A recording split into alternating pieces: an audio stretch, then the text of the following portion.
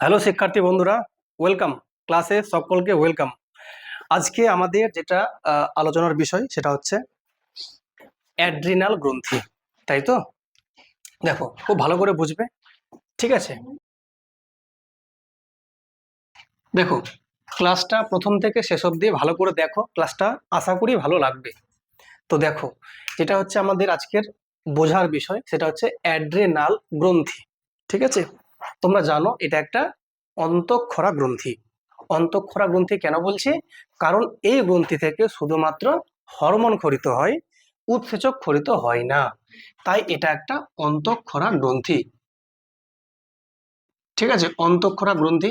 এই অন্তঃক্ষরা গ্রন্থি সম্পর্কে আমরা আগের ক্লাসে ডিটেলে বলেছি, তবুও একবার বলে দিচ্ছি যে অন্তঃ কথার অর্থ হচ্ছে ভেতরে, ক্ষরা মানে হচ্ছে ক্ষরণ হবে।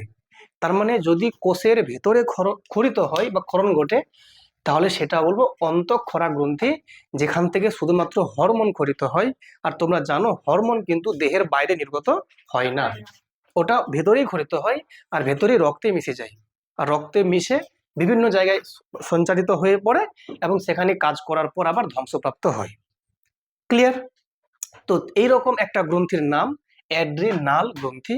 এই গ্রন্থিটার সম্পর্কে আজকে আমরা দেখব, এটা কোথায় আছে গ্রন্থিটা, এই গ্রন্থি থেকে কোন হরমোন ক্ষরিত হচ্ছে এবং এই গ্রন্থি থেকে যে হরমোনটা ক্ষরিত হচ্ছে তার কাজ দেখব, এবং সেই কাজগুলো যদি হতো বা না হতো তাহলে কি সমস্যা হতে পারে সেটা আমরা আজকে দেখব। ফাইন, তো চলো, তো প্রথমে আগে দেখে নিচ্ছি যে এই গ্রন্থিটা শরীরের মধ্যে কোথায় আছে। তোমরা আশা করি চিত্রে দেখতে পাচ্ছ যে এই গ্রন্থিটা আমাদের শরীরের ভেতরে, যে আমাদের কিডনি আছে বা বৃক্ক আছে, প্রত্যেকটা বৃক্ষের ওপরে আছে। তোমরা জানো যে বৃক্ষটা আমাদের দেখতে প্রায় ঠিকঠাক এইরকম, যদি আমি মোটামুটি আঁকার চেষ্টা করি, দেখতে ঠিকঠাক এরকম। ঠিক আছে, মোটামুটি দেখতে এরকম, তাই তো? এরকম দেখতে আমাদের কিন্তু আলটিমেটলি কিন্তু দেখতে হচ্ছে ইয়ে বৃক্ক। ফাইন, তো এই যে বৃক্ক দুটো আছে আমাদের ঠিক মানে পেটের একটু নিচে আর কোমরের ওপর দিকে, মানে এই প্রান্তে, তোমরা চিত্রের মধ্যে দেখতে পাচ্ছ আশা করি। তো এই যে দুটো কিডনি আছে, তো একটা কিডনি বাম দিকে, একটা কিডনি ডান দিকে, কিন্তু যখন এরকম তোমরা কিডনির ছবি দেখতে পাবে, মনে রাখবে এই ব্যক্তিটা তোমার দিকে এভাবে আছে দাঁড়িয়ে। ঠিক আছে, তাহলে এটা কোন দিক বলো? এটা বাম দিক, আর এটা ডান দিক। যে কোনো চিত্রে, বিশেষ করে বায়োলজিতে, যখন কোনো চিত্র দেখবে মনে করবে এ তোমার দিকে মুখ করে দাঁড়িয়ে আছে। ফাইন, তাহলে এটা বলো কোন দিকে বাম কোন দিকে ডান? এটা তাহলে বাম দিক, আর এটা ডান দিক। তো এখন বক্তব্য হচ্ছে এই যে বললাম দুটো কিডনি বা বৃক্ক, এই বৃক্ষের ওপর দিকে অবস্থান করছে অ্যাড্রিনাল গ্রন্থিটা। এক্সাক্ট জায়গা কোনটা? এই যে জায়গাটা, এই জায়গাটা এইখানে কিন্তু অবস্থান করছে গ্রন্থিটা। ফাইন, একটা এখানে আছে আর একটা আছে এইখানে। বুঝতে পেরেছো? তাহলে এই যে দুটো কিডনি আছে বা বৃক্ক, এই দুটো বৃক্কের ঠিক ওপরে একদম মাথার মধ্যে আছে, দেখতে যেন মনে হচ্ছে টুপি মাথায় দিয়ে আছে। এই দুটো হচ্ছে দুটো গ্রন্থি, যার নাম অ্যাড্রিনাল গ্রন্থি। ওকে, তাহলে প্রশ্ন কিন্তু আসতেই পারে যে অ্যাড্রিনাল গ্রন্থির অবস্থান কোথায়। তোমরা আশা করি বুঝতে পেরে গেছো, বৃক্কের ওপরে। এটা তোমরা লিখবে অবস্থান কোথায়, বলবে বলো দুটো বৃক্কের ওপরে।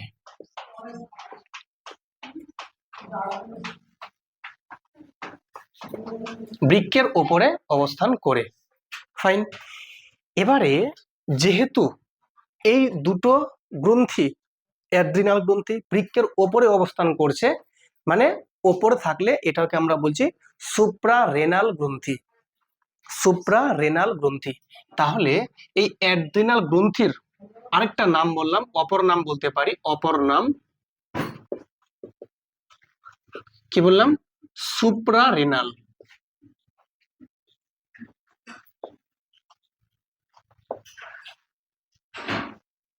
ওকে, তাহলে সুপ্রারেনাল গ্রন্থি আর কিছুই না, অ্যাড্রিনাল গ্রন্থির অপর একটা নাম।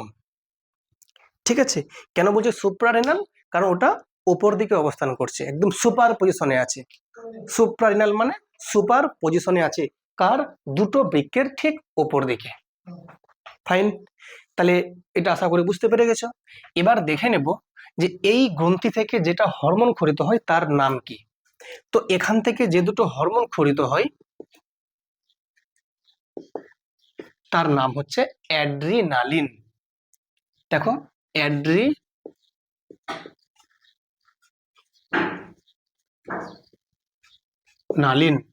ঠিক আছে। তাহলে দেখো এই দুটো নামের মধ্যে পার্থক্য লক্ষ্য করো, এক অ্যাড্রিনাল আর অ্যাড্রিনালিন। যখন অ্যাড্রিনাল বলছি গ্রন্থিটার নাম, আর অ্যাড্রিনালিন হরমোনটার নাম। যেমন থাইরয়েড গ্রন্থিটার নাম, থাইরক্সিন হরমোনটার নাম। শেষে যদি দন্তন্য থাকে, থাইরক্সিন, অ্যাড্রিনালিন, ইনসুলিন, দেখো শেষে দন্তন্য আসছে না, এগুলো সব হরমোন। আশা করি বুঝতে পেরেছো। ওকে, তাহলে অ্যাড্রিনালিন হরমোন হচ্ছে ক্ষরিত হচ্ছে অ্যাড্রিনাল গ্রন্থি থেকে। এখান থেকে এটা একটা টাইপ হরমোনের, আরেকটা টাইপ আছে নর অ্যাড্রিনালিন।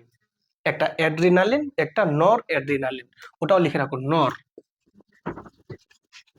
তাহলে হরমোন হচ্ছে দুই রকম, একটা অ্যাড্রিনালিন আর একটা নর অ্যাড্রিনালিন।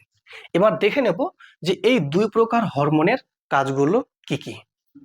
ঠিক আছে, আমরা এটা একটু মিটাচ্ছি কারণ এটার এখন দরকার আর নেই। এবার আমরা দেখে নেব কাজগুলো, এক এক করে আমরা দেখব কাজগুলো।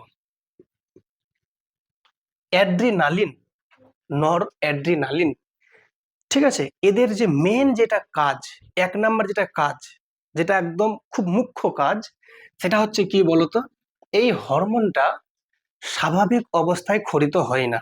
তোমরা এই যে এখানে সকলে বসে আছো, একদম নর্মালি আছো, কোনো চিন্তার কোনো ফিকির কিছুই নেই, জাস্ট একদম নো টেনশন, জাস্ট চিল। তার মানে এই মুহূর্তে এই হরমোনটা ক্ষরিত হচ্ছে না। যখনই কোনো রকম জরুরি অবস্থা আসবে, ইমার্জেন্সি অবস্থা আসবে, কিরকম ইমার্জেন্সি, ফর এক্সাম্পল কোনো একটা দুর্ঘটনা ঘটে গেল, বা অ্যাক্সিডেন্ট হয়ে গেল, বা কোনো একটা এমার্জেন্সি কোনো একটা কাজ পড়ে গেল, হঠাৎ করে আগুন লেগে গেল, বা কিছু একটা সামথিং যেটা আনএক্সপেক্টেড, যেটা আমরা কেউ আশাই করিনি, এইরকম কোনো একটা যদি জরুরি অবস্থা চলে আসে, ওই মুহূর্তে এই হরমোনটা ক্ষরিত হতে শুরু করবে, তার আগে নয়। ক্লিয়ার? তা যখন আমাদের প্রত্যেকের মাইন্ড আছে রিল্যাক্স, একদম রিল্যাক্স মাইন্ডে আছি, এই মুহূর্তে এই হরমোনটা চুপচাপ আছে, ক্ষরিত হচ্ছে না। ক্লিয়ার না? ক্লিয়ার না? এবার বক্তব্য হচ্ছে যে এই হরমোনটা যে আছে, অ্যাড্রিনালিন হরমোনটা বলছি, অ্যাড্রিনালিন কোথায় ক্ষরিত হচ্ছে? অ্যাড্রিনাল থেকে। এটা কোথায় আছে গ্রন্থিটা? বৃক্কের ওপরে, বৃক্কের ওপরে একদম টুপির মতো অংশ আছে ওখানে, যার নাম সুপ্রারেনাল গ্রন্থি। এই গ্রন্থিটার ক্ষরিত যে হবে কি হবে না, বা ক্ষরণ হবে কি হবে না, কার উপর ডিপেন্ডেন্ট? না, অ্যাড্রিনাল গ্রন্থিটার যে অ্যাড্রিনালিন হরমোনটা ক্ষরিত হবে কি হবে না, কার উপর ডিপেন্ডেন্ট? পিটুইটারি। বলো, পিটুইটারি। কোন হরমোন বলো তো? হাইপোথ্যালামাসের নিচে অবস্থান করছে পিটুইটারি। তো ওখান থেকে কোন হরমোনটা ক্ষরিত হবে দিয়ে একে ক্ষরিত হতে সাহায্য করবে? না, এসিটিএইচ, অ্যাড্রিনোকর্টিকোট্রপিক হরমোন। মনে পড়ছে কি পড়ছে না? তোমরা জানো ভালো করে যে এটা যদি হয়, যদি হাইপোথ্যালামাস, এটা হচ্ছে পিটুইটারি, আর এটা হচ্ছে অ্যাড্রিনাল। এটা হচ্ছে দুটো হচ্ছে মস্তিষ্কের মধ্যে, আর এটা হচ্ছে বৃক্কের ওপরে। তাহলে এই হরমোন, এটা গ্রন্থির নাম হচ্ছে হাইপোথ্যালামাস, হাইপোথ্যালামাস। এটা গ্রন্থির নাম পিটুইটারি,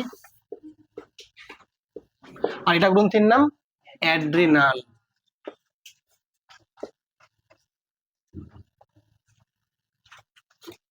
অ্যাড্রিনাল।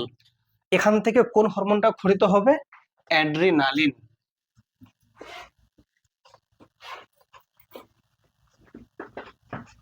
অ্যাড্রিনালিন, এই হরমোনটা ক্ষরিত হবে এর জন্য, এর নাম হচ্ছে ACTH, যার ফুল ফর্ম হচ্ছে অ্যাড্রিনোকর্টিকোট্রপিক হরমোন।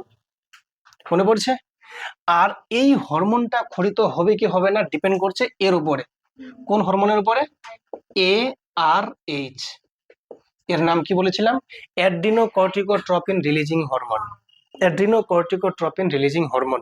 তার মানে প্রত্যেকটা হরমোন একে অন্যের উপর ডিপেন্ডেন্ট হয়ে আছে। এই জন্য এটা যদি হয় এমনি সহকারী একটা গ্রন্থি, তো এটা হবে মাস্টার গ্রন্থি, এর মাস্টার বা মাস্টার গ্ল্যান্ড। আর এ হচ্ছে মাস্টারের মাস্টার, তো একে আমরা বলছি মাস্টার গ্ল্যান্ড, বা একে আমরা বলি সুপ্রিম কমান্ডার। সুপ্রিম কমান্ডার, কারণ এই কিন্তু সবাইকে কমান্ড করছে এদেরকে, আর একে কমান্ড করছে। ক্লিয়ার না? তো এ হচ্ছে মাস্টার, এর মাস্টার এ হচ্ছে। ফাইন।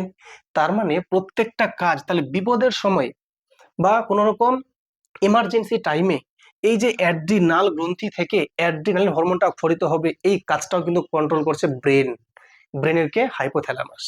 কথা বুঝতে পারছো কি পারছো না? তার মানে যেহেতু এই অ্যাড্রিনালিন হরমোনটা বিপদের সময় সাহায্য করছে বা জরুরি অবস্থায় সাহায্য করছে, কি সাহায্য করছে?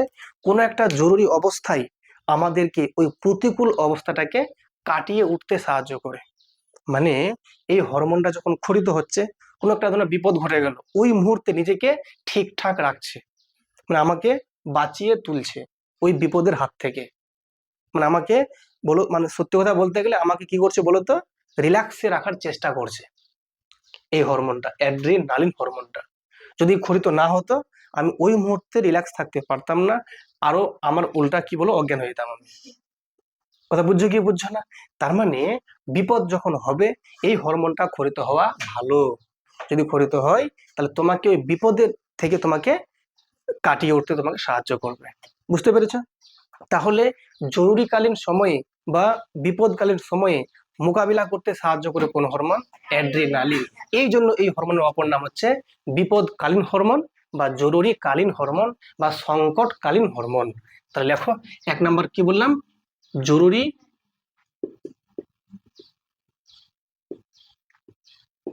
অবস্থায়, জরুরি অবস্থায় কি বলো? বিপদ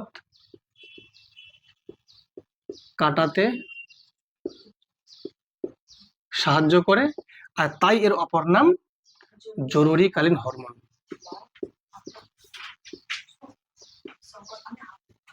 হ্যাঁ, ওই একই জিনিস। আপদকালীন বলো, তারপরে তোমার কি বলে জানো,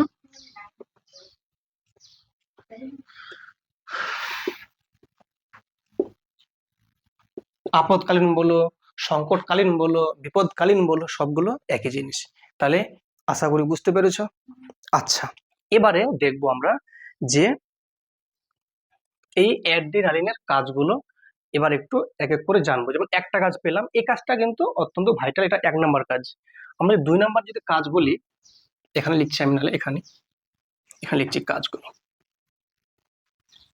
2 নম্বর যদি কাজ বলি সেটা হচ্ছে কি বলতো, রক্তচাপকে বাড়িয়ে দেয়। রক্তচাপকে বাড়িয়ে দেয় কেন? তোমরা প্রায় শুনে থাকবে যখন কোন রকম টেনশন হয় লোকেদের ব্লাড প্রেশার হাই হয়ে যায়, হয় না? যখন দেখবে কোনো একটা বিপদ হলো বাড়িতে, তখন দেখবে যাদের একটু ব্লাড প্রেশার আছে তারা দেখবে অজ্ঞান হয়ে যাচ্ছে বা ব্লাড প্রেশার হাই হয়ে মারাও যাচ্ছে, হচ্ছে না? এর কারণটা কি? কারণ এই সময়টাতে, বিপদের সময়টাতে অ্যাড্রিনাল গ্রন্থির এই যে হরমোনটার নাম অ্যাড্রিনালিন, এ কি করছে? ব্লাড প্রেশারটাকে বাড়িয়ে দিচ্ছে। ব্লাড প্রেশারকে আমরা বলি রক্তচাপ। এই রক্তচাপ যখন বাড়িয়ে দিচ্ছে তখনই কিন্তু আরো একটা মানে সমস্যা দেখা দিতে পারে যাদের ব্লাড প্রেশার হাই আছে তাদের ক্ষেত্রে। বুঝতে পেরেছো?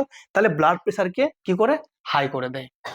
3 নাম্বার কাজ, সেটা হচ্ছে রক্তচাপ তো বাড়াচ্ছেই।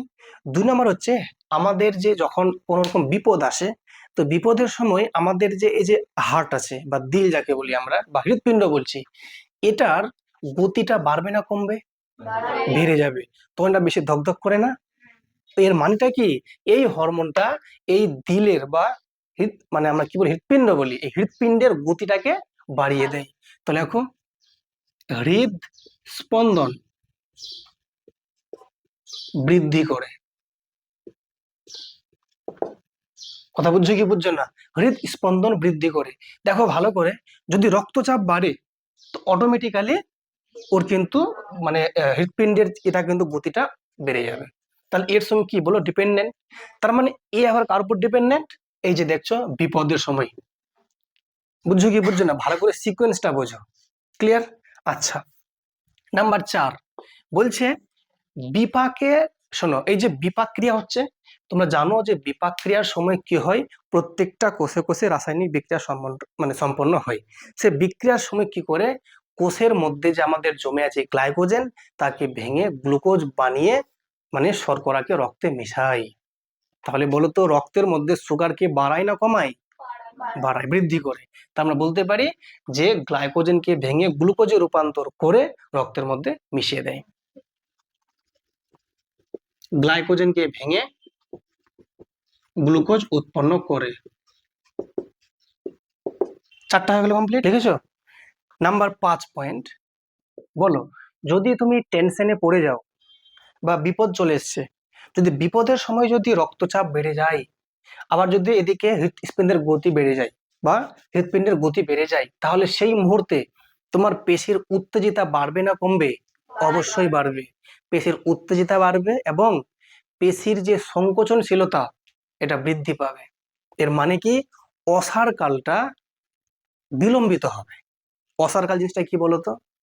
মানে পেশি, দেখো পেশি যখন সংকুচিত হয় তখন পেশি শক্ত হয়ে যায়, আর যখন প্রসারিত হয় তখন অসার হয়ে যায়।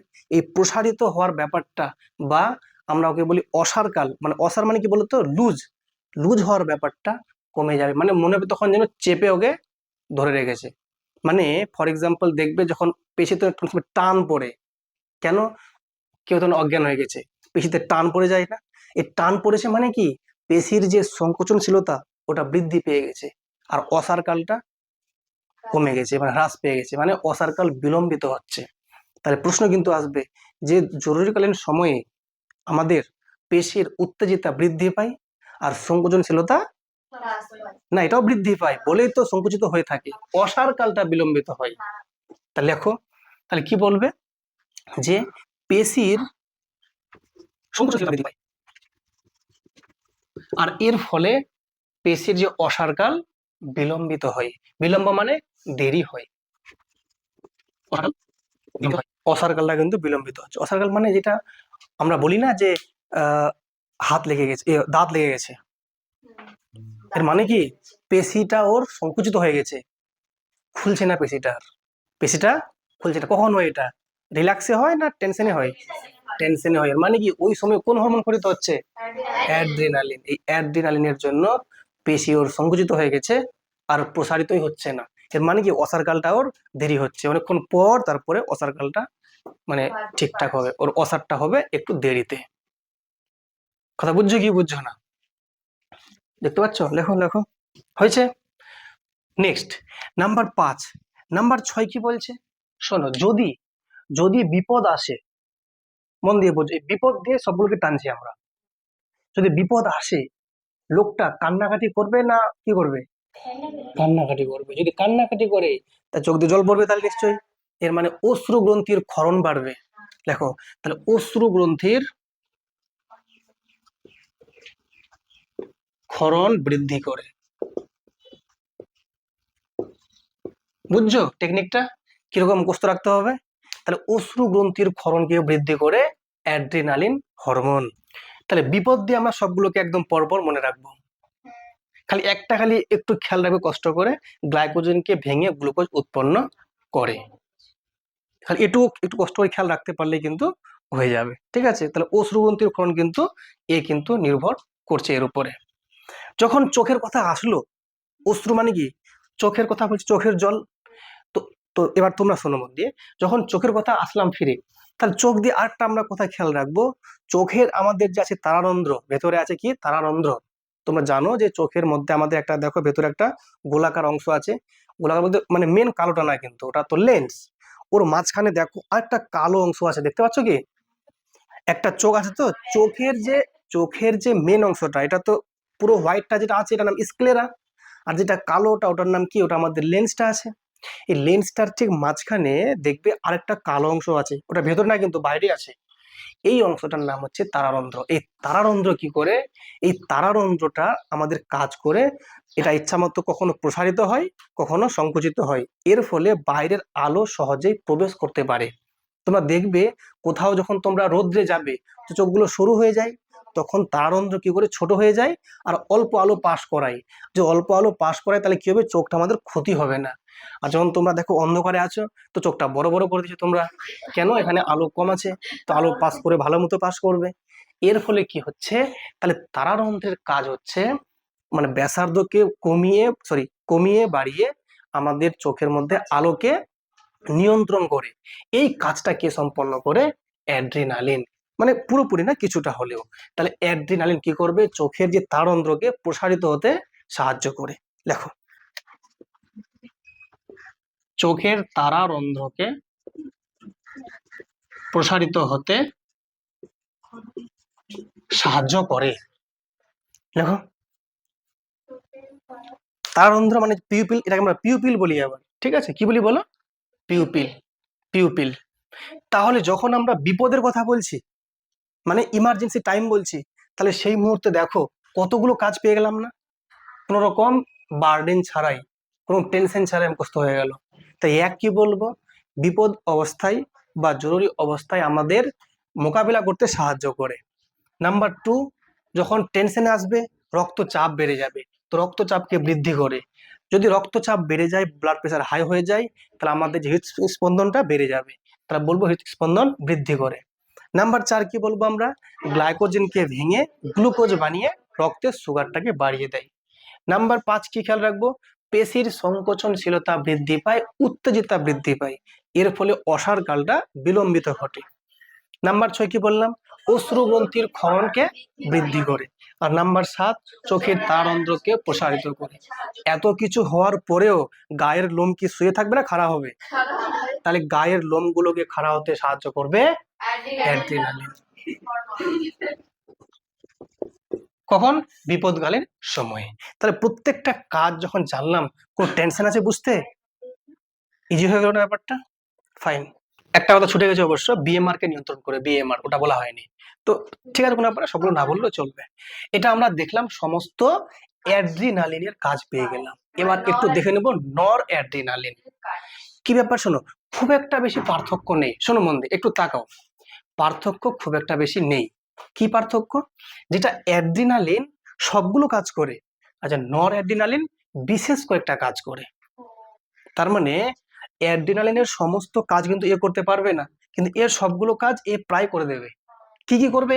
এবার একটু দেখে নেব আমরা কোন কাজগুলো নর অ্যাড্রিনালিন সম্পন্ন করে।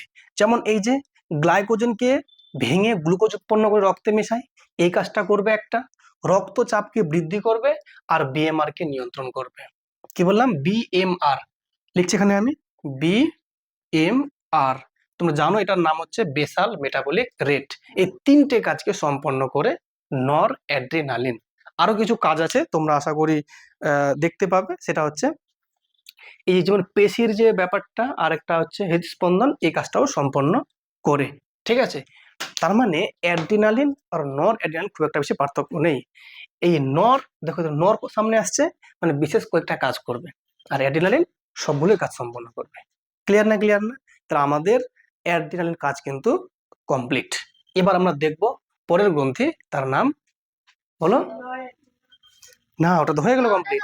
নতুন একটা গ্রন্থি, জনন গ্রন্থি জানবো। ঠিক আছে, এটা মিটাচ্ছি তাহলে।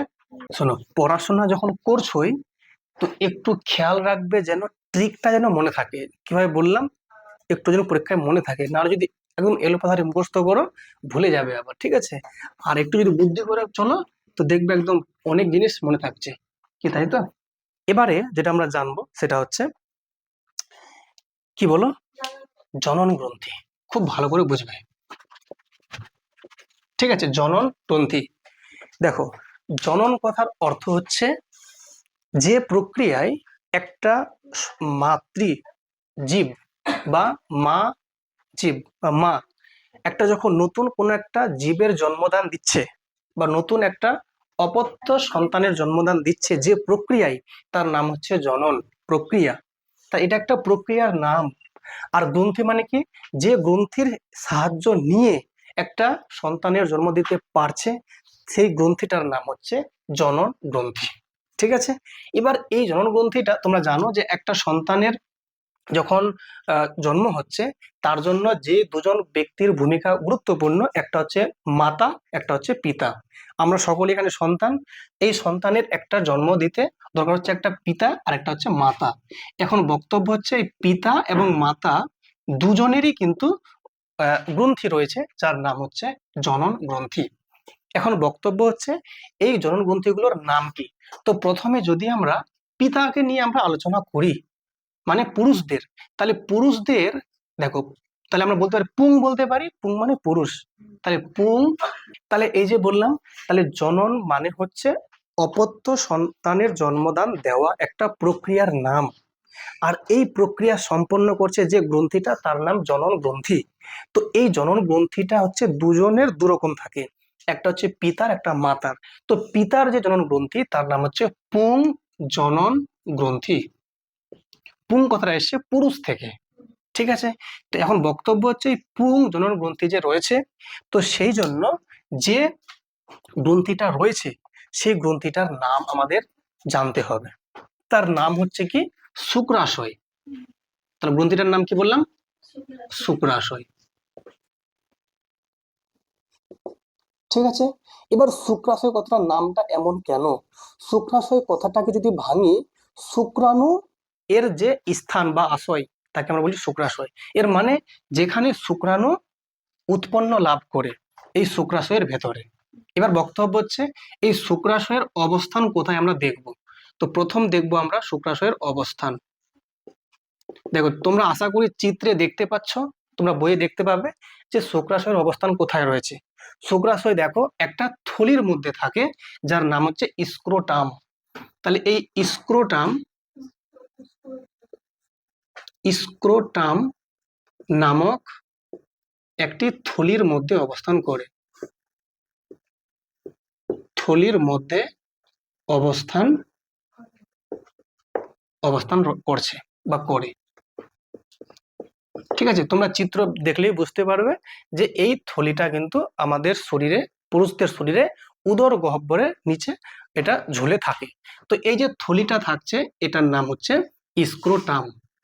দেখো, তো এই শুক্রাশয় থেকে যে হরমোনটা ক্ষরিত হয় তার নাম হচ্ছে টেস্টোস্টেরন। টেস্টোস্টেরন, ঠিক আছে। পুরুষদের মানে পিতার ক্ষেত্রে বলছি এটা আমি, এই পিতা বা পুরুষের ক্ষেত্রে একটাই হরমোন উৎপত্তি লাভ করে এই জনন গ্রন্থি থেকে বা শুক্রাশয় থেকে, তার নাম টেস্টোস্টেরন। এই হরমোনটা অনেক এর ভূমিকা রয়েছে, মানে কাজ রয়েছে। আমরা এখন দেখব সেই কাজগুলো, মেন কি কাজগুলো আছে। ঠিক আছে। আচ্ছা, যদি আমি কাজগুলো দেখি, এই হরমোনের প্রধান যে কাজগুলো রয়েছে, ঠিক আছে, তো প্রথম যে কাজটা আমি বলবো সেটা হচ্ছে জনন গ্রন্থির বৃদ্ধি করতে সাহায্য করে, এবং ওটা মানে ওই গ্রন্থির, ঠিক আছে, জনন গ্রন্থির বৃদ্ধি বলবো, এবং ওই মানে গ্রন্থির সমস্ত রকম ক্রিয়াকলাপকে নিয়ন্ত্রণ করে। তাহলে শুক্রাশয়ের শুক্রাশয়ের বৃদ্ধি ও শুক্রাশয়ের বৃদ্ধি ও ক্রিয়াকলাপ নিয়ন্ত্রণ করে।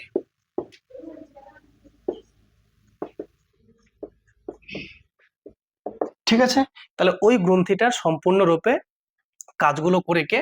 টেস্টোস্টেরন। ঠিক আছে, এগুলো মুখ্য কাজ। নাম্বার 2 কি বলতে পারি, এই যে পুরুষদের ক্ষেত্রে পেশিবহুল চেহারা, পেশিবহুল চেহারা, তাহলে এই পেশিবহুল চেহারা, এই পেশিবহুল চেহারার জন্য দায়ী কোন হরমোন? টেস্টোস্টেরন। যদি এই হরমোনটা কম ক্ষরিত হয়, কম মাত্রায়, তাহলে ওর শরীর পেশিবহুল দেখাবে না। কেমন দেখাবে? ওকে দেখাবে মেয়েদের মতো দেখাবে। বুঝতে পেরেছো? তাহলে পেশিবহুল চেহারার জন্য দায়ী হচ্ছে টেস্টোস্টেরন।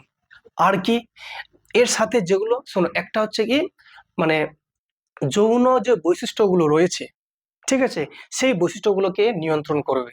যেমন কি, যেমন দেখো, যদি আমি বলি, দেখো যৌন বৈশিষ্ট্যগুলো আবার দুরকম, একটা মুখ্য, একটা গৌণ।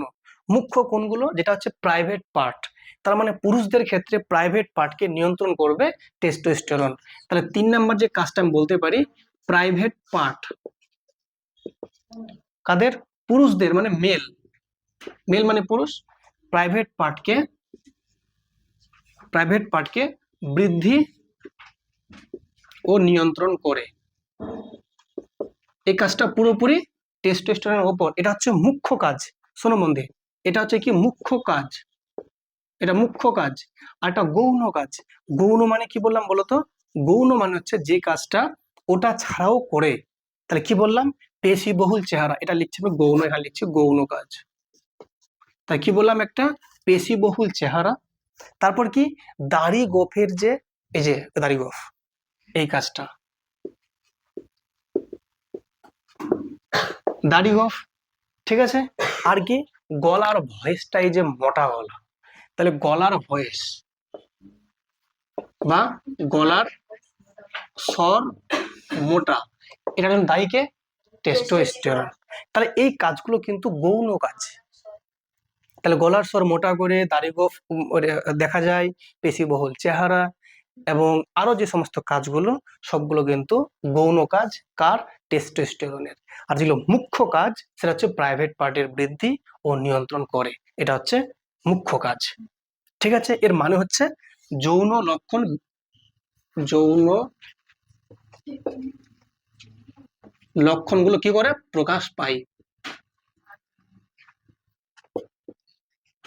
প্রকাশ পায়। এর বক্তব্য হচ্ছে স্যার এই হরমোনটা কোন সময় ক্ষরিত হয়, যখন পুরুষদের বা মেয়েদের ক্ষেত্রে বলি, আচ্ছা এটা যেহেতু বলছি টেস্টোস্টেরন শুক্রাশয় বলছি, এটা পুরুষদের ক্ষেত্রে যখন তাদের মধ্যে আসবে বয়সন্ধি কাল আসবে। বয়সন্ধি কাল মানে কি, ওই 12-13 বছর বয়সে এসে যায়। তো 12-13 বছর বয়স থেকে শুরু হয়, মোটামুটি 19-20 অব্দি চলতে থাকে, এটা হচ্ছে বয়সন্ধি কাল। এই বয়সন্ধি কালের সময়ে এই সমস্ত হরমোনগুলো ক্রিয়া হওয়া শুরু করে। তার আগে অবধি কিন্তু এই হরমোন ক্রিয়া করে না বা ক্ষরিত হয় না। ঠিক আছে, তো মনে রাখবে, তো এই এই যে আছে গ্রন্থিটা আছে শুক্রাশয়, এটা কিন্তু উদর গহ্বরে অবস্থান করে। এটা যখন মানে বয়স যখন একটু বৃদ্ধি পায় তখন এটা বাইরে অবস্থান করে, নাহলে কিন্তু এই যে মানে স্কোটাম। আচ্ছা একটা কথা বলে দিচ্ছি, এই শুক্রাশয়ের মধ্যে, শুক্রাশয়ের ভেতরে যে দুটো গ্রন্থি থাকছে তাদের নাম হচ্ছে টেস্টিস। ঠিক আছে, এটা আমি লিখি এখানে কথাটা, TESTIS, ঠিক আছে, টেস্টিস। বা এই এই যে টেস্টিস রয়েছে, এর কাজই হচ্ছে ওই হরমোনকে উৎপন্ন হতে সাহায্য করে। আরেকটা কথা খেয়াল রাখবে, তাহলে এই টেস্টিস থাকে দুটো, কার মধ্যে, শুক্রাশয়ের মধ্যে। এবার বক্তব্য হচ্ছে যে স্যার এই যে দুটো টেস্টিস রয়েছে, এখান থেকে যে উৎপত্তি লাভ করছে হরমোনগুলো, না হরমোন একটাই হরমোন টেস্টোস্টেরন, এই উৎপত্তিটা ওখানেই করে আর কার্যটা ওখানেই সম্পন্ন করে। এই জন্য আমরা এটাকে বলি আবার লোকাল হরমোন বলি। কি বলি, লোকাল হরমোন। লোকাল মানে কি, স্থানীয় হরমোন, ওখানে উৎপত্তি লাভ করছে শুক্রাশয়ে, আর কাজটা ওখানে সম্পন্ন করছে, শুক্রাশয়ের বৃদ্ধি ঘটাচ্ছে। তাহলে এটার নাম কি বলো, এর অপর নাম লোকাল হরমোন। তাহলে এই যে বললাম টেস্টোস্টেরন, এর অপর নাম লোকাল হরমোন। পরীক্ষায় কিন্তু প্রশ্ন আসবে, একটি লোকাল হরমোনের নাম বলো, তা কি বলবে, টেস্টোস্টেরন। তো কাজগুলো আশা করি তোমরা বুঝতে পেরেছো। তাহলে এখানে যেমন বললাম যে যৌন লক্ষণ প্রকাশ পায়, এবং তার সঙ্গে বলতে পারো যে শুক্রাশয়ের বৃদ্ধির সঙ্গে সঙ্গে শুক্রাশয়ের মধ্যে শুক্রাণু উৎপাদন করে, শুক্রাণু উৎপন্ন করে। কি বলো, শুক্রাণু উৎপন্ন করে। এই শুক্রাণুই হচ্ছে দায়ী একটা সন্তানের জন্মদান দিতে। তাহলে এই শুক্রাণু উৎপন্ন করে টেস্টোস্টেরন। বুঝতে পেরেছ? এবার বক্তব্য হচ্ছে এই হরমোনটা স্যার শুধুমাত্র পুরুষদের থাকে, কিন্তু বিশেষ বিশেষ ক্ষেত্রে দেখা যায় যে কিছু কিছু নারীর শরীরেও কিন্তু এই হরমোনটা উৎপত্তি লাভ করে বা সামান্য মাত্রায় থাকে টেস্টোস্টেরন। বলে কি হয়, অনেক সময় মহিলাদেরও কিন্তু দাড়ি গোঁফ হালকা দেখা যেতে পারে। এর জন্য দায়ীকে তাহলে টেস্টোস্টেরন হরমোনটা, কিন্তু এটা পুরোপুরি হরমোনটা পুরুষদের। যদি কোনো পুরুষের শরীরে এই হরমোনের উৎপত্তি খুব কম মাত্রায় হয়, বা মানে খুব কম মাত্রায় হয়, তাহলে কি হবে, তারও কিন্তু দেখা যাবে এই লক্ষণগুলো দেখা যাবে না। তখন দেখবে যে তার দেখা গেল যে শুক্রাশয়ের বৃদ্ধি হচ্ছে না, শুক্রাণু উৎপন্ন হচ্ছে না, দাড়ি গোঁফ উঠছে না, ইত্যাদি কাজগুলো কিন্তু দেখা যেতে পারে যদি এই হরমোনটা কম মাত্রায় ক্ষরিত হয় তবে। ওকে, ঠিক আছে। এবার আমরা জানবো মাতা। এটা হলো মানে পিতার গল্প খতম, মানে পুরুষের কথা বললাম এতক্ষণ, এবার বলবো মাতার কথা। মাতা মানে এখানে মাতৃ মানে কি বলবো, মানে স্ত্রী জনন গ্রন্থি। এবার জানবো স্ত্রী জনন কোষ।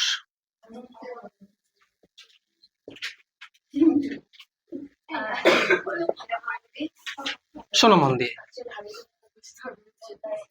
স্ত্রী জনন কোষ, এটা যেমন পুরুষদের ক্ষেত্রে যেমন জনন কোষ বলবো না, গ্রন্থি বলি, পুরুষদের ক্ষেত্রে যেমন জননগ্রন্থি ছিল শরীরের বাইরে, দেহের বাইরে, কিন্তু মেয়েদের ক্ষেত্রে কিন্তু দেহের বাইরে নয়, স্ত্রীদের ক্ষেত্রে কিন্তু থাকে শরীরের ভেতরে। কোথায়?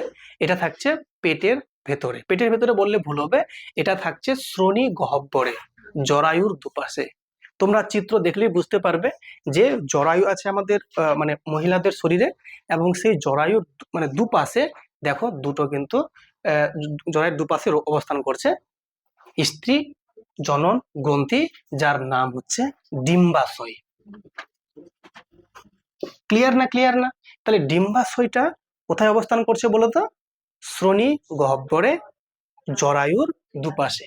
আগে অবস্থান লিখে এখানে আমি আগে কি বলে অবস্থান বলবে, স্ত্রী দেহে শ্রোণী গহ্বরে,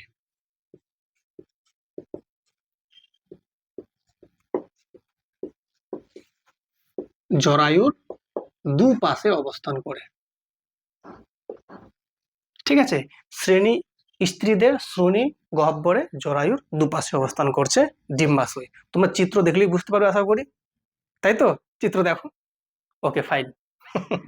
আচ্ছা, ওকে ফাইন। এবার বক্তব্য হচ্ছে যে এই যে ডিম্বাশয় আছে, ডিম্বাশয় আছে, আচ্ছা এখানে একটা প্রশ্ন আসতেই পারে যে স্যার স্ত্রীদের ডিম্বাশয় অবস্থান করছে শরীরের অভ্যন্তরে, কিন্তু পুরুষের ক্ষেত্রে শুক্রাশয় অবস্থান করে শরীরের বাইরে। কারণটা কি? কারণটা হচ্ছে যে তাপমাত্রার পার্থক্যের জন্য। মনে রাখবে, শুক্রাণু উৎপন্ন হতে তাপমাত্রা 2 থেকে 3 ডিগ্রি তাপমাত্রা কম লাগবে, 2 থেকে 3 ডিগ্রি সেন্টিগ্রেড তাপমাত্রা কম লাগবে। এই তাপমাত্রা কম রাখার জন্য ওটা শরীরের বাইরে অবস্থান করছে। যদি ভেতরে অবস্থান হতো তাহলে সেখানকার তাপমাত্রা শরীরের যে তাপমাত্রা ইকুয়াল হয়ে যেত, ফলে শুক্রাণু উৎপন্ন হতো না। এর ফলে একজন পিতা সে তার সন্তানকে জন্ম দিতে পারতো না। ঠিক আছে, আচ্ছা এটা বুঝে গেলে আশা করি তাহলে। আচ্ছা তাহলে প্রশ্ন কিন্তু আসতেই পারে যে তাপমাত্রার পার্থক্যের জন্য কিন্তু শরীরের বাইরে অবস্থান করে, কিন্তু স্ত্রীদের ক্ষেত্রে ডিম্বাশয় যে থাকে এর মধ্যে কি উৎপন্ন হয়? ডিম্বাশয় মানে কি? ডিম থেকে কোথায় এসছে? ডিম্বাণু। এই ডিম্বাশয়ের ভেতরে ডিম্বাণুগুলোকে উৎপন্ন করে। ঠিক আছে, কে? দুটো হরমোন আছে, সেই দুটো হরমোনের নাম হচ্ছে একটা ইস্ট্রোজেন, একটা নাম প্রোজেস্টেরন। তাহলে যে দুটো হরমোন উৎপত্তি লাভ করে তাদের নাম কি বলবো?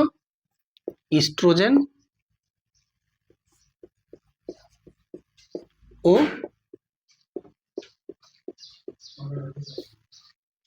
প্রোজেস্টেরন। ঠিক আছে, একটা হচ্ছে ইস্ট্রোজেন আর একটা প্রোজেস্টেরন। এই দুটো হরমোন উৎপত্তি লাভ করছে তোমার স্ত্রী জনন গ্রন্থি অর্থাৎ ডিম্বাশয় থেকে। ফাইন, এবার দেখে নেব এদের কাজগুলো দেখে নেব। তাহলে এখানে দুটো হরমোনের নাম বলবো, একটা ইস্ট্রোজেন একটা প্রোজেস্টেরন। আগে দেখে নেব এই হরমোনটার কাজগুলো কি কি। ঠিক আছে, যদি ইস্ট্রোজেনকে নিয়ে আগে গল্পটা করি। এই ইস্ট্রোজেন হরমোনের কাজটা আগে দেখে নেব। এর প্রথম যে কাজটা, তো হ্যাঁ আমরা প্রথমে দেখে নেব ইস্ট্রোজেনের কাজ। এর অনেক গুরুত্ব আছে। প্রথম যে কাজ, এই যে দেখো নামই বলছি ডিম্বাশয়। ডিম্বাশয় মানে কি? ডিম এখানেই তৈরি হবে, ওই ডিমের তৈরি হতে সাহায্য করবে কে? ইস্ট্রোজেন। তার প্রথম কাজ হবে ডিম্বাণু উৎপাদন করবে। দেখো ডিম্বাণু, ডিম্বাণু উৎপাদন করে কে? ইস্ট্রোজেন। কথা বুঝলে? ডিম্বাণুকে একদম মোদ্দা কথা একটাই, ডিম। যে ডিমটা ভেঙে তৈরি হচ্ছে একটা সন্তান। আমরা প্রত্যেকেই কোনো না কোনো ডিম থেকে উৎপত্তি লাভ করেছি, সেই ডিমটার নাম হচ্ছে ডিম্বাণু। ঠিক আছে, এরকম মুরগির ডিমের মতোই একটা আমরা ডিম থেকে উৎপত্তি লাভ করেছি। বুঝতে পেরেছো? Okay fine. শোনো, মন দিয়ে শোনো। নাম্বার 2, ডিম্বাণু উৎপন্ন করলো, ঠিক আছে। নাম্বার 2 কি বলছে? যেগুলো মহিলাদের বা স্ত্রীদের ক্ষেত্রে, মানে যেগুলো যৌন লক্ষণগুলোকে প্রকাশ করে, যৌন লক্ষণগুলোকে প্রকাশ করে। যৌন লক্ষণ প্রকাশ করে বলতে যেমন স্ত্রীদের যেগুলো তোমার হচ্ছে প্রাইভেট পার্ট, তার বৃদ্ধিকে নিয়ন্ত্রণ করে। তা লিখবে এখানে স্ত্রীদের গোপনাঙ্গ, বাংলায় বলছে গোপনাঙ্গ, ইংলিশে প্রাইভেট পার্ট, গোপনাঙ্গকে বৃদ্ধি করে ও প্রস্ফুটিত করে, প্রস্ফুটিত করে কার জন্য? ইস্ট্রোজেন হরমোনের জন্য। তাহলে এই হরমোনের উৎপত্তিটাই ঠিক করে দেবে যে স্ত্রীদের গোপনাঙ্গ বৃদ্ধি কিভাবে হবে বা কতটা প্রস্ফুটিত হবে, পুরোপুরি ডিপেন্ড হচ্ছে কার উপরে? ইস্ট্রোজেনের উপরে। এই হরমোনের কখন উৎপত্তি শুরু হবে মানে দেহে? তোমরা বলবে 12 থেকে 13 বছর বয়সে শুরু, 12 থেকে 13 বছর বয়সে স্টার্ট। তাহলে ওটাই হচ্ছে মেয়েদের ক্ষেত্রে অ্যাডোলেসেন্ট পিরিয়ড, বা এটাকে বলি বয়ঃসন্ধি কাল বলে। ঠিক আছে, বয়ঃসন্ধি কালে সব থেকে যেটা বেশি পরিবর্তন হয় শরীরের, শরীরের সব থেকে বেশি পরিবর্তন দেখা যায় কার জন্য? ইস্ট্রোজেন হরমোনের জন্য। আর পুরুষদের ক্ষেত্রে কার জন্য? টেস্টোস্টেরনের জন্য। ঠিক আছে, তাহলে এটা আশা করি বুঝতে পেরেছো তাহলে। আচ্ছা, নাম্বার 4 কি বলছে? স্ত্রীদের ক্ষেত্রে পিরিয়ডস বা 28 দিন অন্তর অন্তর যে রজত চক্র সম্পন্ন হয় সেটা কে নিয়ন্ত্রণ করে? ইস্ট্রোজেন। তাহলে তোমরা বলবে রজত চক্র নিয়ন্ত্রণ করে ইস্ট্রোজেন হরমোন। এই রজত চক্রকে আমরা বলি পিরিয়ডস। ঠিক আছে, তাহলে যখন এই যে এটা কি বলতো বলছে ইস্ট্রোজেন হরমোনের কারণে, তাহলে এই হরমোন যখন উৎপত্তি লাভ করছে এর কাজ হচ্ছে ডিমকে উৎপাদন করা, মানে ডিম মানে ডিম, অ্যাকচুয়ালি ডিম উৎপন্ন হলো। ডিম যদি আজকে উৎপন্ন হয় এই ডিমগুলো আজকের সাইজ ছোট থাকবে, যত দিন যাবে তত এটা বৃদ্ধি ঘটবে। ঠিক আছে, এবার বলছে ডিমের যখন মানে শেপ, সাইজ শেপ যখন বৃদ্ধি হতে হতে একটা সময় আসবে এটা যখন ম্যাচিওর হয়ে গেল, কি বলো? ম্যাচিওর। শোনো মন দিয়ে ব্যাপারটা বোঝো, যখন যখন ম্যাচিওর হয়ে গেল এটা এবার কি হবে? এবার এটা ধ্বংস হবে। ধ্বংস মানে কি? এটা এবার আর এটা থাকলো না ম্যাচিওর, এটা কি হলো বলো? দেখো দেখো বলছে রজঃ চক্রকে নিয়ন্ত্রণ করছে ইস্ট্রোজেন হরমোন। বলছে প্রত্যেকটা ডিম্বাণু যেগুলো উৎপত্তি লাভ করছে এটা 28 দিন পরে ওটা কিন্তু ধ্বংস হয়ে যায়। ধ্বংস মানে কি? ওটা তখন নষ্ট হয়ে যায়।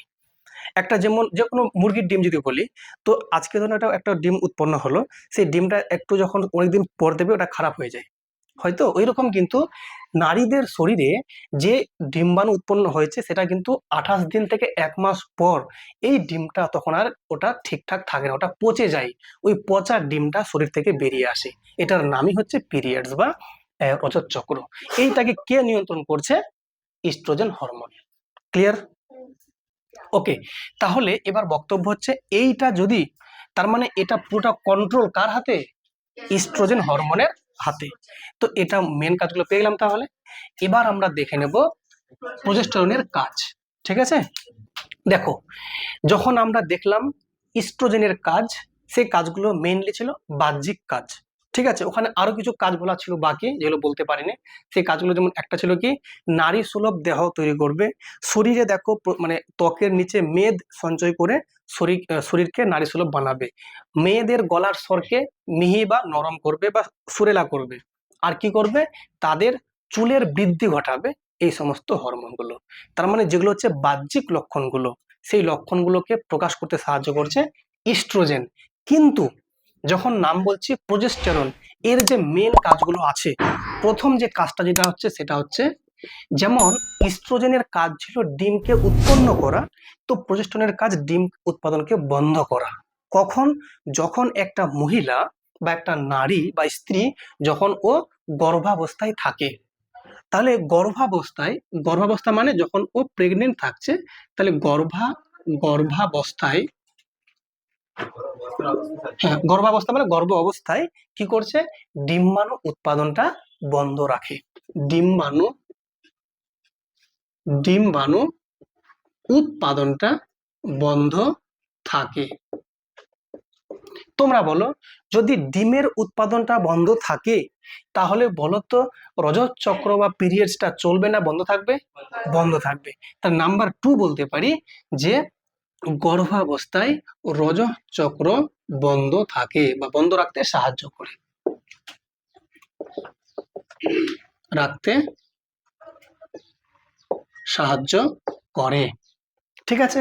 আর কি, যেটা বলো তোমরা জানো যখন গর্ভাবস্থা থাকছে, তাহলে গর্ভাবস্থায় তাহলে সেই নারীর শরীরে ডিমটা যে আছে সেটাকে ফার্টিলাইজ করছে বা নিষেক করছে কে? শুক্রাণু, পুরুষের শুক্রাণু। তাহলে সেই শুক্রাণু আর ডিম্বাণু মিলিত হয়ে তৈরি হচ্ছে একটা জাইগোট। জাইগোট মানে হচ্ছে এককোষী একটা জীব, সেই জীবটাই হচ্ছে একটা সন্তান। তা প্রথম সেই জীবটা হচ্ছে এককোষী, একটা কোষ কি করে পাচ্ছে? অর্ধেকটা কোষ পিতার, অর্ধেকটা কোষ মাতার। যে অর্ধেকটা পিতার নিচে তার নাম শুক্রাণু, আর যেটা নিচে মাতার থেকে তার নাম হচ্ছে ডিম্বাণু। সেই শুক্রাণু আর ডিম্বাণুটা মিলিত হয়ে উৎপন্ন হচ্ছে জাইগোট, বা এই জাইগোটটাকে আমরা বলি ভ্রূণ, বা এটাকে বলি ছোট একটা শিশু যার বয়স একদম সদ্য একদিন মনে করো। তাহলে সেই জাইগোট বা ভ্রূণের বৃদ্ধি করবে কে? প্রজেস্টেরন। তাহলে লেখো জাইগোট, জাইগোট বা ভ্রূণ, ভ্রূণের বৃদ্ধি কে ঘটাবে? প্রজেস্টেরন। এই বৃদ্ধি ঘটাচ্ছে বলেই সেই, শোনো মন দিয়ে, সেই জাইগোট বা ভ্রূণটা 9 মাস 10 দিন পর একটা পূর্ণাঙ্গ শিশু হিসেবে জন্মগ্রহণ করছে, ভূমিষ্ঠ হচ্ছে, পৃথিবীর আলো দেখছে, যার নাম বলছে সদ্যজাত শিশু। তাহলে সেই শিশুটা মানে হচ্ছে একটা ছোট্ট একটা জাইগোট থেকেই এত বড় একটা পূর্ণাঙ্গ শিশু। তাহলে সেই জাইগোটটা বা ভ্রূণের বৃদ্ধি ঘটাবে কে? প্রজেস্টেরন। ক্লিয়ার না? এই যখন প্রজেস্টেরনের বৃদ্ধি ঘটাচ্ছে এদের জাইগোটের, তখন যে প্লাসেন্টা, প্লাসেন্টা বা অমরা যাকে বলি আমরা, প্লাসেন্টা বা অমরা, দেখবে তোমরা যে সন্তানের যে নারী, তার সঙ্গে যে মায়ের যে কানেকশন থাকবে, যে একটা তারের মতো অংশ থাকবে, প্লাসেন্টা বা অমরা বলি, সেই অমরার সাহায্যে এই ভ্রূণের মধ্যে কিন্তু কি পুষ্টির যোগান দেবে। কারণ ওখানে সন্তান তো বলবে না যে খাবার দাও, বলবে না, ওখান থেকে মা যে খাবারটা খাচ্ছে তার পুষ্টিটা সেই অমরা বা প্লাসেন্টের সাহায্যে ওই ভ্রূণটা পাচ্ছে, দিয়েও বড় হচ্ছে। তাহলে প্লাসেন্টা বা অমরার এই কাজগুলো কে নিয়ন্ত্রণ করবে? প্রজেস্টেরন। ঠিক আছে। আর যেটা হচ্ছে নাম্বার 4, সেটা হচ্ছে কি বলো, প্রসবকালীন সময়ে সাহায্য করছে প্রজেস্টেরন। তার মানে একটা তোমরা বুঝে গেলে যে যত গর্ভাবস্থায় যতগুলো কাজ সবগুলো সম্পন্ন করছে প্রজেস্টেরন। তাহলে প্রসবকালীন সময়ে এই হরমোন